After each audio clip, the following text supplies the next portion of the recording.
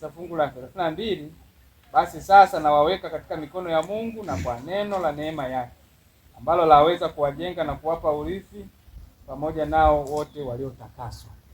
Nimependa kusoma maneno haya kwa sababu tunapoanzisha kazi ya Mungu maeneo mbalimbali, huwa haiendi tu hivi hivi bila misukosuko na changamoto. Changamoto zinaweza zikajitokeza mahali hapa katika kusimamisha kazi hii isimame hapa. Tusimame imara. Amen. Tusimame imara. Tuhakikishe kwamba kwa neema ya Mungu, kwa maombi, kwa ushirikiano wote, kazi ya Mungu isimame hapa, kuwepo kanisa kabisa. Kama ambavyo tunakusudia. Kanisa lisimame, lipangwe.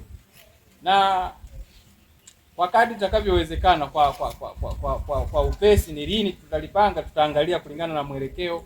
Sisi ni kuambia tu conference kwamba tayari tuko tayari baada ya kujitathmini wenyewe.